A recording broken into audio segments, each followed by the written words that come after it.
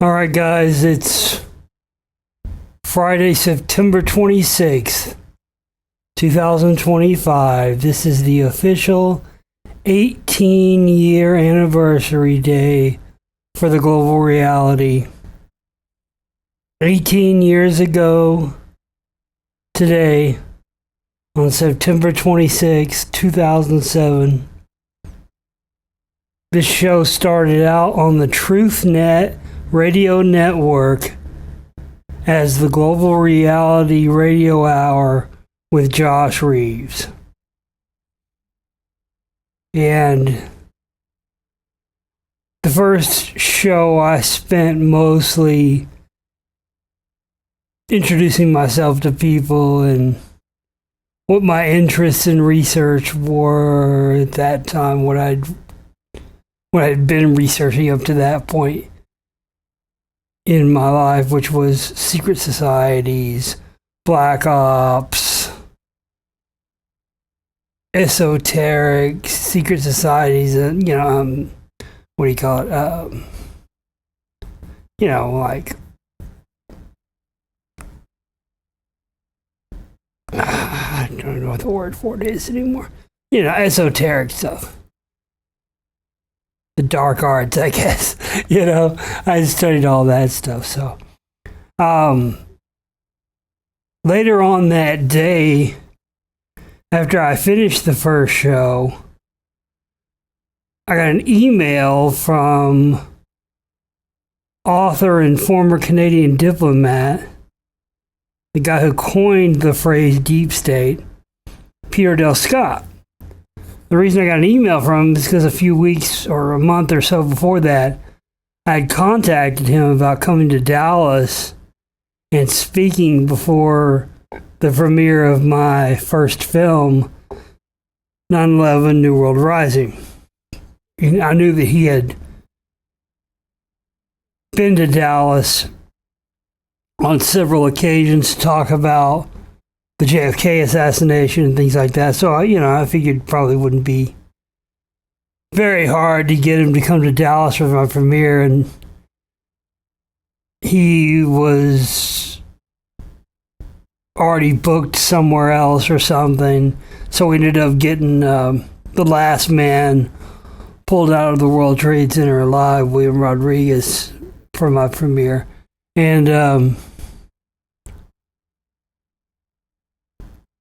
as I was saying before, later on in the day, on September 26, 2007, Peter Del Scott gets a hold of me and says, "Hey, Josh, I'm free now. I can come to your event." And I was like, bro, that was like 3 weeks ago. It was like over a month ago I was trying to get you. That's gone, done, and over with. The fuck you talking about? And he's like, "Oh, shit." I was like, "Well, but I just started a show. Today's going to be my second show. And I could use a guest. Having you on my second show ever would be a huge gift for me." And he said, "Absolutely, I'll do it." So he came on. This was the second show I ever did, September 27th, 2007. And at that time, like I said, just a few weeks before I had released my first ever film, 9/11 New World Rising, I had fucking no clue what I was doing. No clue.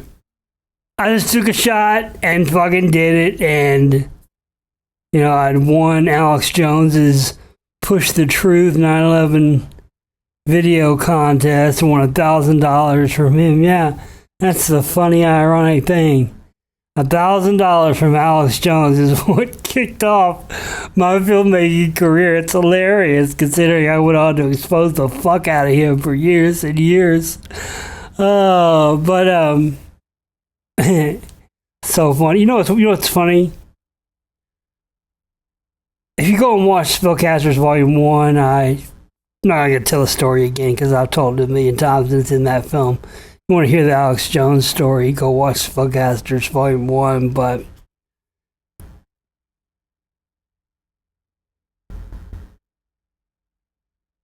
it's interesting because I told you about that story.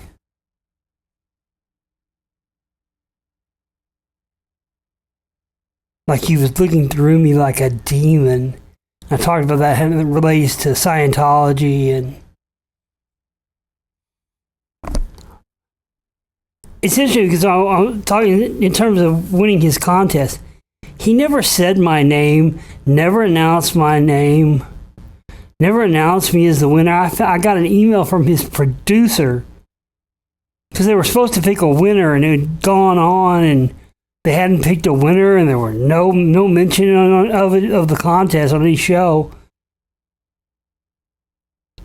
I almost feel like I won because I was so persistent. Because I kept emailing saying, hey, when are you guys going to pick a winner? When are you guys going to announce a winner for this? Let's fucking go. And, soon. And then I sent the last email I sent, I said, hey, you guys said you were going to announce a winner 2 weeks ago. You guys haven't said anything about this contest. Who won? And then the very next email, I think Alex just has been like, just give it to that fucking guy or whatever. I mean, you must have had, because the very next email I got said, congratulations, you're the winner. It was weird. It was just weird how it worked out like that.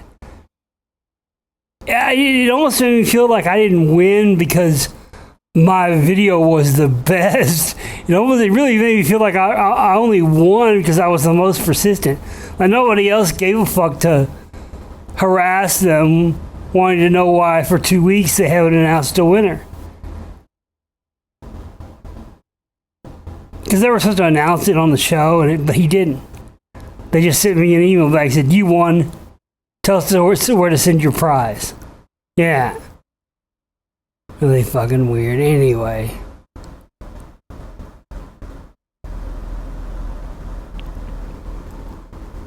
I think he knew I was coming all along through some of that fucking Scientology black magic shit. Anyway. So yes, this is the 18-year anniversary of the show, and to be honest with you, I really wish I was in a position for this to be what it should be,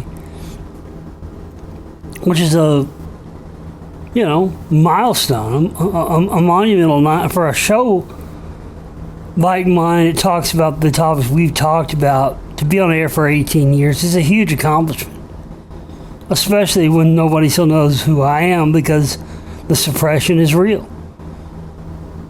They've done everything you can do to suppress somebody, and they continue to do it.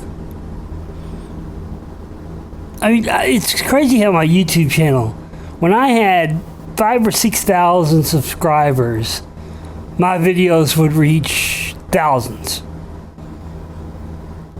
I have 33,000 subscribers now, and I get close to, 400 or 500 new subscribers a month.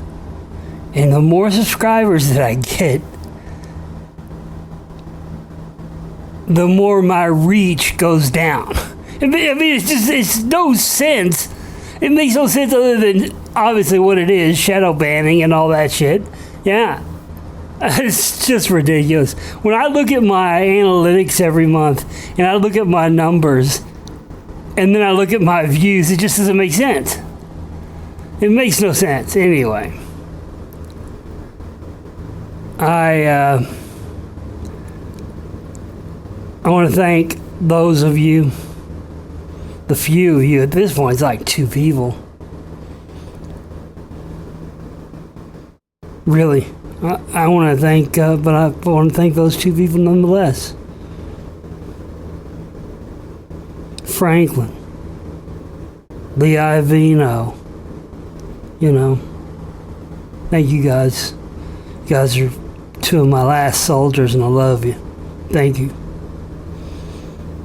Got a new film out. Did I mention that? Fuck, I haven't got around to mentioning that yet. Yeah. today's the 18-year anniversary of the show, and I fucking kicked it off with releasing a new film. It's out right now. Go get it.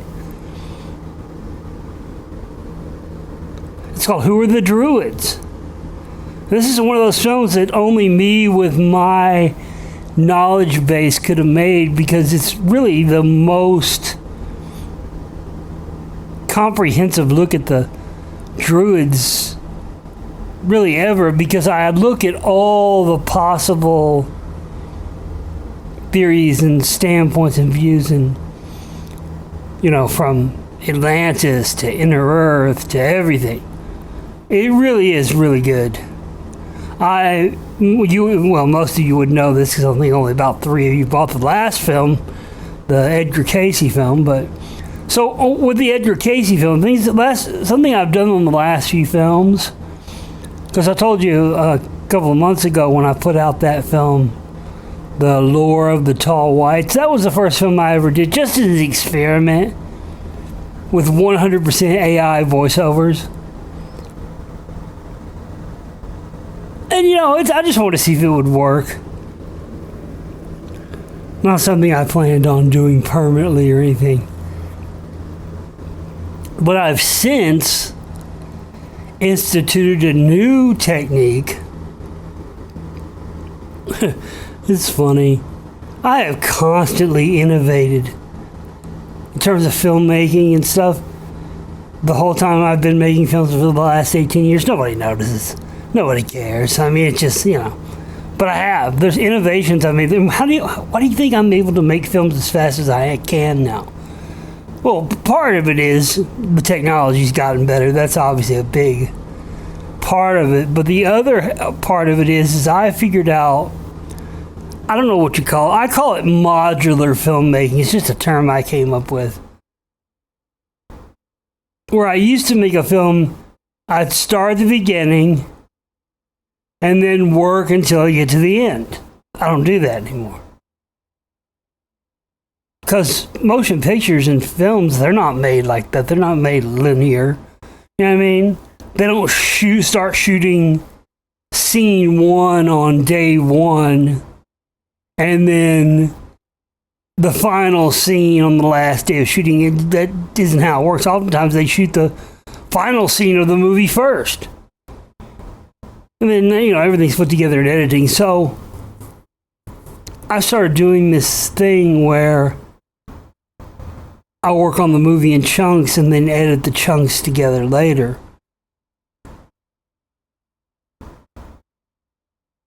But my point is, I continue to innovate. Nobody knows or cares. It's all right. But this new innovation I've done on the last film and the most newest one, which came out today, called Who Are the Druids,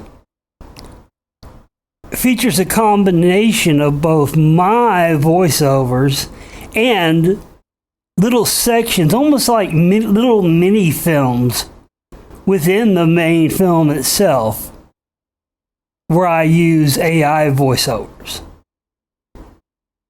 It's cool. I like it because it I don't know, it just adds another dimension to it, and it still gives me the ability to have my own real actual voice in there. You know what they have now? I haven't tried it yet because I can't afford to buy the full program. They have programs now where I can just fucking plug my voice into it and it'll do voiceovers. AI will do voiceovers for the whole film in my voice. Bro, I need to get on that pretty quick. Start getting the samples in as soon as I can afford to get that program, whatever. Anyway. So yeah, 18-year anniversary today. My 91st film.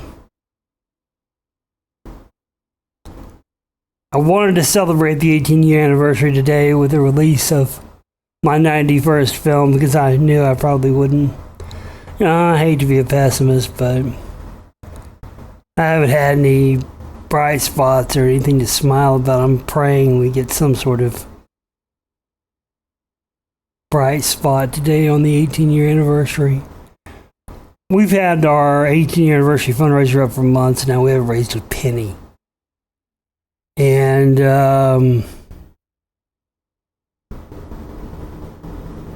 I've been on the street since July. Been having to afford this temporary lease. We got to raise $200 by Sunday to keep the temporary place. And we raised a penny of our 18-year anniversary fundraiser, which is sad.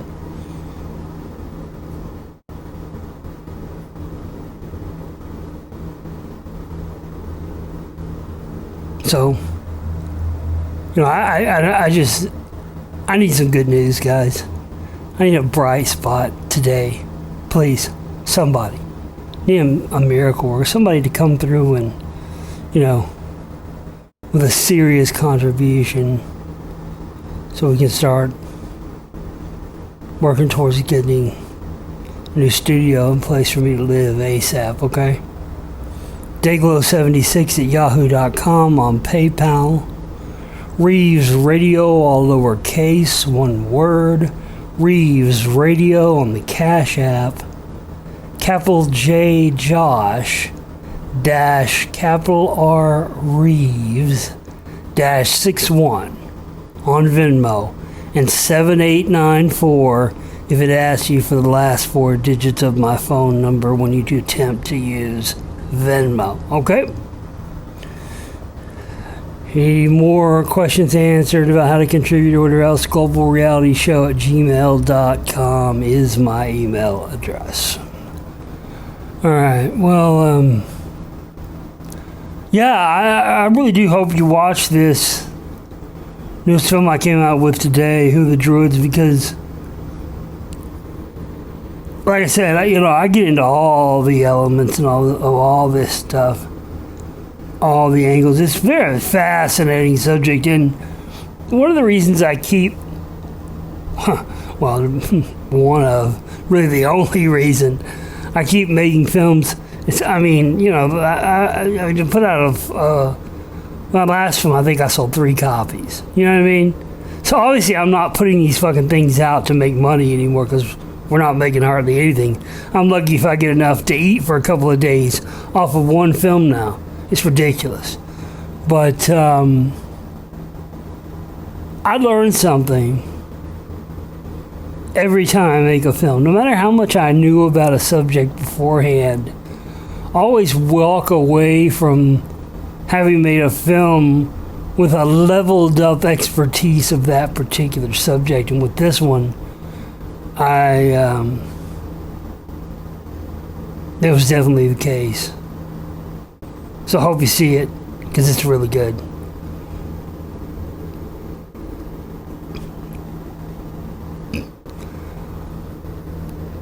I'll give you a theory. It's not even in this movie. I think that at, I don't know what level, I've talked about for years that I think the real people who control the world, they're not these groups who we know the names of. You know what I mean? Like the Bilderberg Group and the Trilateral Commission, any group in the Illuminati, any group that we know the name of, you can bet your bottom dollar they ain't running shit. They're red herring. They're, exactly that, a red herring. But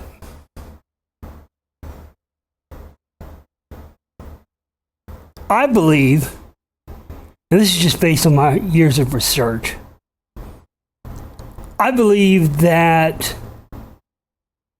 there is some sort of very secretive to the point nobody even knows their name or anything of their group. I think there's some sort of high-level order of druids who are still around that still run things.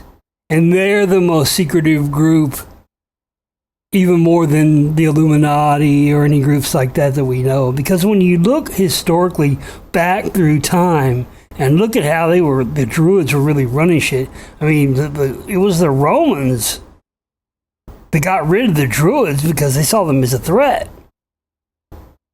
And then they, picked and scavenged the bones of the Druids and brought over some of the things into Christianity from paganism. I mean, a lot. We all know that, though. It's not like this breaking news, but I'm just stating the point. The Christians took a ton of shit, lock, stock, and barrel from the pagans. I mean, one thing I didn't know was, the tradition on Christmas of mistletoe and kissing someone under the mistletoe. That even goes back to the Druids. I had no idea. Yeah, it's fascinating. I mean, there's people that believe the Druids were like, so, again, this is just, nobody knows. So we can speculate about this all day long. But the one belief that's held by some people is that the Atlantean priest class who had access to advanced technology the regular people didn't have access to. In some ancient texts, they refer to them as fish suits. They're basically suits that the Atlanteans would get in that would enable them to exist like a fish. And it's interesting because when you look at after the waters receded, after the Great Flood, the first messianic deity that appears on the newly reforming earth is Owanis in the Middle East. And he's like a man in a fish suit. And Owanis is like the proto-Jesus.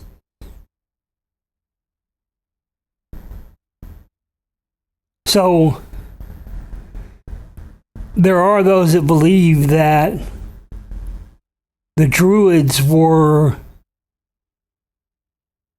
the leftover priest class originally from Atlantis. It's a fascinating idea. Some people also believe them to be somehow related to Agartha and Inner Earth and that whole thing. The Nazis were very much into. So that's what a lot of people don't understand. The Nazis, they were very much into the Druids. Listen, it's not a comfortable thing a lot of people want to admit. But if you read and you really studied what Plato and others have written about Atlantis, and I think Sir Francis Bacon talked about this as well, it's very explicit that during the time of the Atlanteans began to engage in what today would be referred to as bestiality. They were taking beasts of burden and they were fucking them. And they created this offspring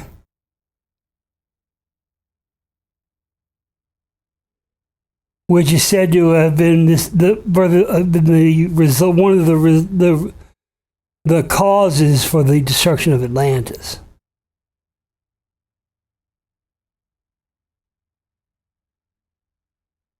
And some of them were transported away to a faraway land before the cataclysm happened. And it's believed that these beasts of burden were chimps, essentially, that kind of thing. And that these Atlanteans had interbred with these beasts of burden. And again, this is not me saying this or saying, I'm just telling you what it says in these ancient texts and stuff, and that this is where black people came from.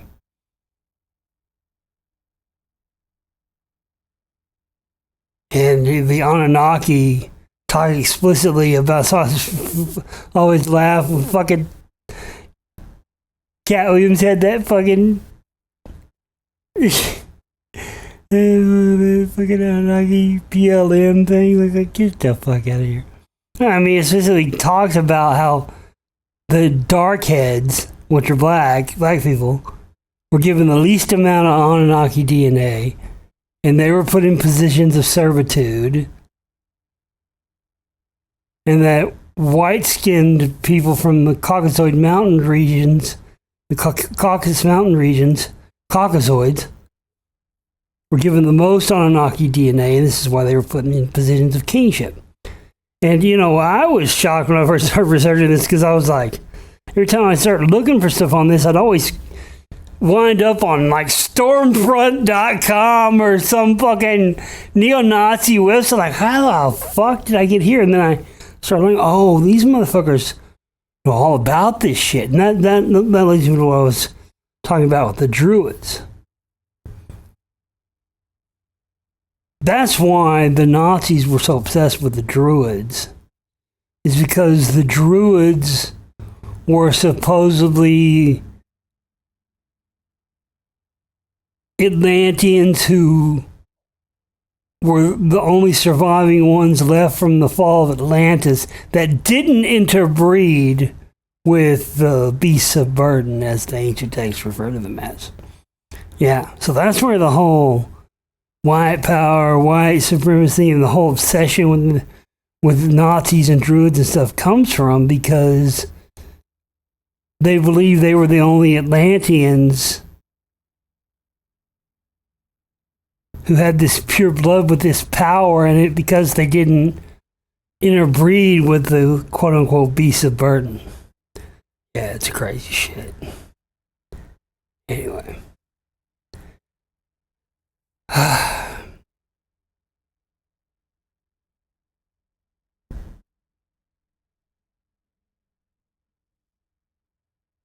I hope that you will brighten my life and my work and my day today on our 18-year anniversary. I've dedicated my life to this 91 films.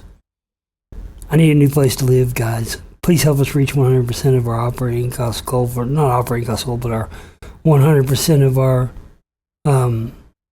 18-year anniversary fundraiser if you can. And just help me raise $200 by Sunday so I can keep my temporary place to live and not be homeless. For real homeless.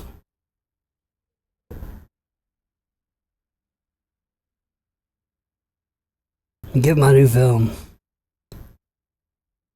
Who Are the Druids, out now. Happy birthday, 18 years to Global Reality.